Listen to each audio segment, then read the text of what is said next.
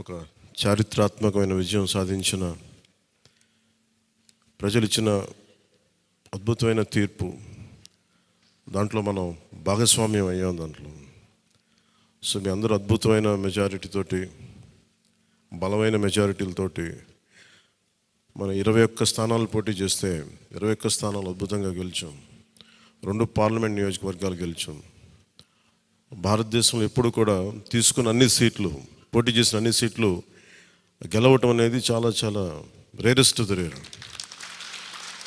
ఇప్పుడు దాకా జరిగిందో లేదో కూడా తెలియలేదు. బట్ కంటెంపరీ టైమ్స్ అన్ని చేసిన వాళ్ళందరూ కూడా ఏం చేస్తారు, రీసెర్చ్ చేసిన వాళ్ళందరూ చెప్తారు ఫస్ట్ టైం ఇన్ ఇండియా అని.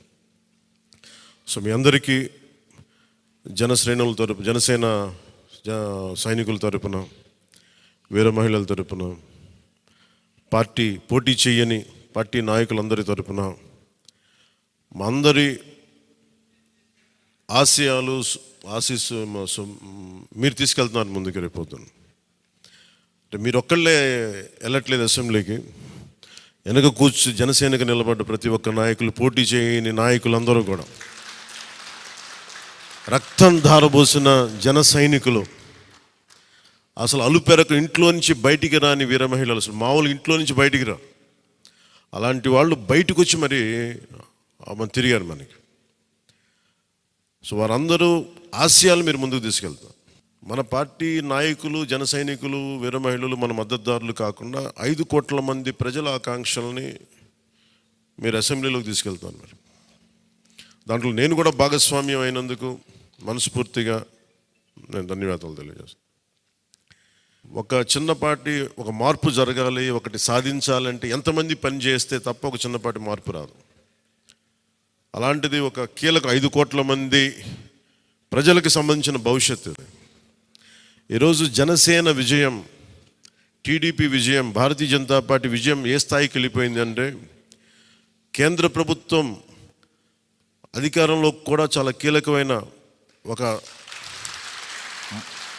అంటే ఈరోజు మన అందరం కష్టపడింది, ప్రజలందరూ మనకి నమ్మకం పెట్టి మనం నిలబడి ఉంచింది, ఇది మర్చిపోలేదు. ఇప్పుడు దాకా పొలిటికల్ ప్రాసెస్లో గత 10 దశాబ్ద కాలంలో మన ముఖ్యంగా లాస్ట్ అర దశాబ్దం కాలంలో ఏ స్థాయిలో చూసాం.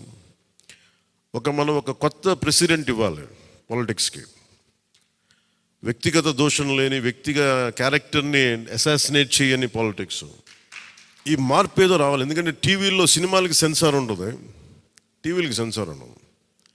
సినిమాలు ఎవరన్నా కూర్చోబెట్టి ఏదైనా మాట్లాడితే, మన ఈవెన్ అసెంబ్లీలో మాట్లాడితే రికార్డు నుంచి తొలగిస్తారు.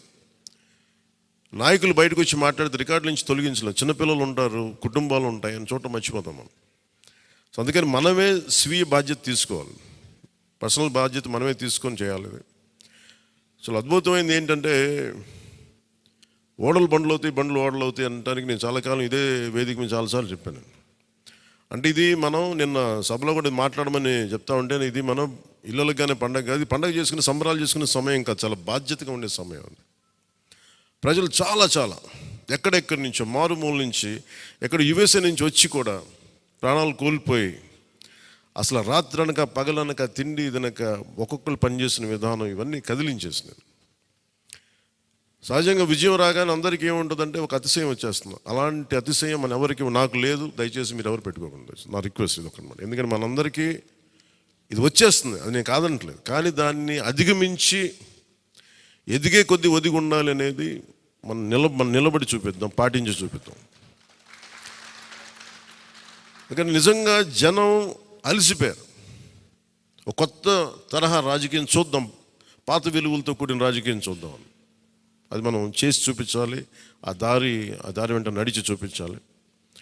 జనసేన ఆ రోజు నేను మాట్లాడితే, అంటే ఇది భగవంతుడు కరుణించాలి, ఇదేదో నేను పెట్టిన వ్యూహమో గొప్పతనమో నేను చెప్పట్లేదు. కానీ భగవంతుడి కరుణ, తల్లి కరుణ, ప్రజల ఆశీస్సులు, మద్దతు. 2019లో 1 సీటు కూడా ఉన్నది అటు ఇటు కాని పరిస్థితుల్లో ఈ రోజున జనసేన ప్రధాన ప్రతిపక్షంగా అసెంబ్లీలోకి అడుగు పెట్టబోతుంది. మీ అందరికీ దానికి సంబంధించి ప్రత్యేకించి శుభాకాంక్షలు.